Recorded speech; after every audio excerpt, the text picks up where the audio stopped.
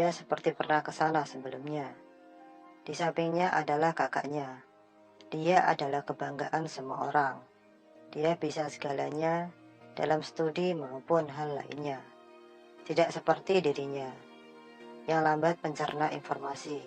Di samping itu, Jin mempunyai penyakit neurastenia yang mengganggu kejiwaannya.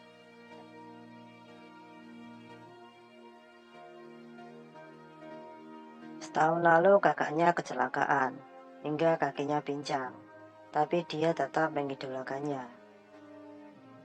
Kemudian mereka masuk dan mempersiapkan semuanya. Ternyata dia dan kakaknya dalam satu kamar. Walaupun ada satu kamar lagi di atas, tetapi mereka bilang kamar itu masih banyak barang penghuni lama. Mungkin 2 minggu lagi akan diambil. Dan berkata, jangan sekali-kali membuka kamar itu. Di sini ada paman yang membantu Jin, membawa barang, dan lantas bicara pada Jin dengan rasa bingung dan penasaran. Tadi itu siapa? Jin berkata itu kakakku. Dan dia berkata lagi, apa nggak salah? Berapa umurnya? Sebelum Jin menjawab, kakaknya sudah memanggilnya. Malam harinya, Jin dan keluarganya makan bersama. Tiba-tiba, dia mendengar suara benda jatuh dari kamar atas tersebut. Tetapi keluarganya bilang, mungkin itu suara guntur, karena saat itu memang hujan lebat. Kemudian, dia bersiap tidur. Jin yang sambil mendengarkan musik, kembali mendengar suara dari kamar tersebut. Dia penasaran, lantas menghampiri dan ingin membukanya.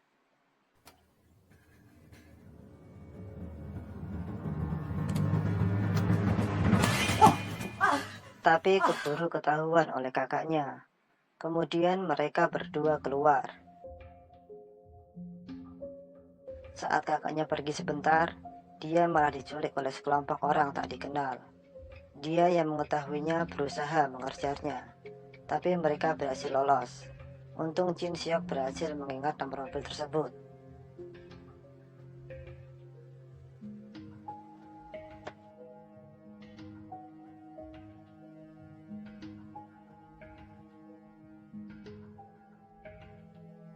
Jin bergegas pulang dan menceritakan semuanya. Lalu dia pingsan. Saat pingsan, dia seperti mengingat masa lalu dalam mimpinya. Terlihat dia disiksa dan disuruh mengaku sesuatu. Saat dia sadar, polisi sudah ada di rumahnya dan meminta keterangan pas kejadian tersebut. Dan dia bilang, melihat nomor mobilnya. Tetapi polisi bilang, nomor itu tidak ada. Lantas mereka menyalahkan penyakit jiwa Jin, hingga dia dikira mengingat sesuatu yang salah. Polisi pun membantu keluarga Jin mencari informasi kakaknya. Waktu pun berlalu, tapi kabar kakaknya tetap tidak ada. Dia pun masih terus mengkonsumsi obatnya agar tetap tenang dan menunggu kabar kakaknya.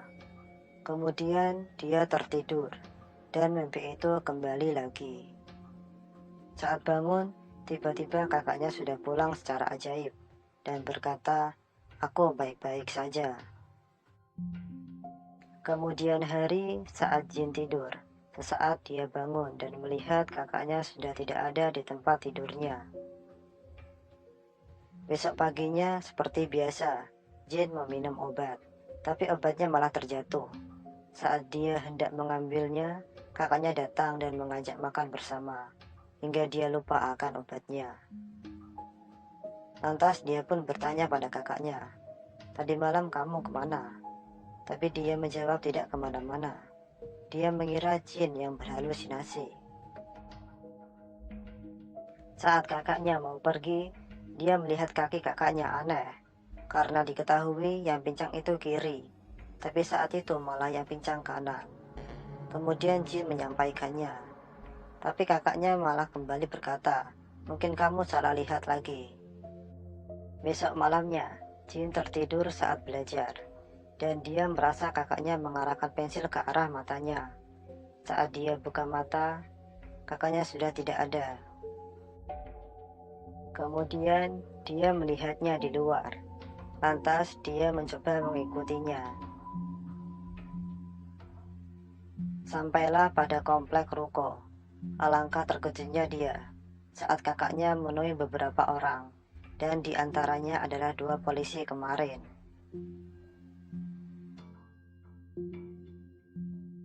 Tapi naasnya, Jin ketahuan oleh 2 orang itu. Lantas dia pun lari sekuat tenaga mencoba kabur. Saat dia pikir sudah lolos, Jin seperti disekap oleh seseorang dan kemudian tak sadarkan diri.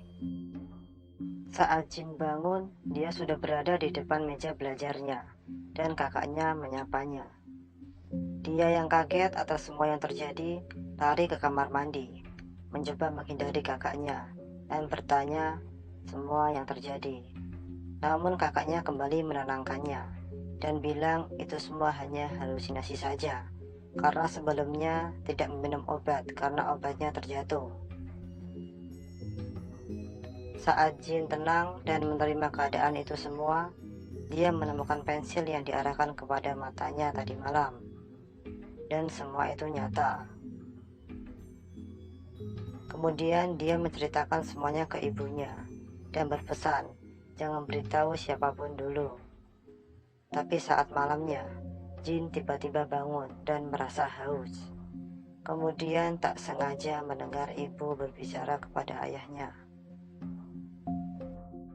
Ibunya berucap, sepertinya anak itu sudah tahu semuanya karena dia menceritakannya semua kepadaku. Jin yang terkejut merasa bingung dan memutuskan untuk melarikan diri.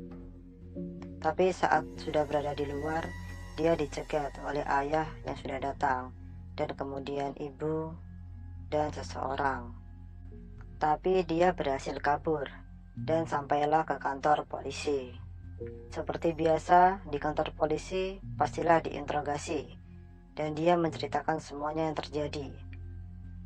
Lantas, polisi itu menemukan identitas Jin dan menanyakannya, apakah ini KTP-mu? Jin menjawab iya. Umurmu 41. Jin menjawab 21. Kemudian polisi itu berkata, kamu lahirkan tahun 77, berarti umurmu 41. Jin bingung, terkejut, karena ini tahun 97. Polisi tadi menyuruh Jin melihat kalender dan televisi. Alangkah kagetnya Jin bahwa ini adalah tahun 2017.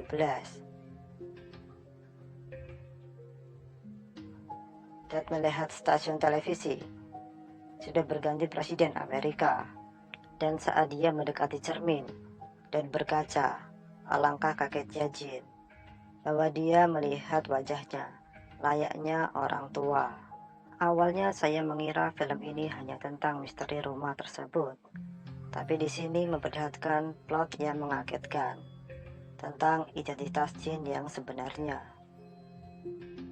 Kemudian Jin kembali ke rumah itu, berusaha menemui semuanya dan meminta penjelasan.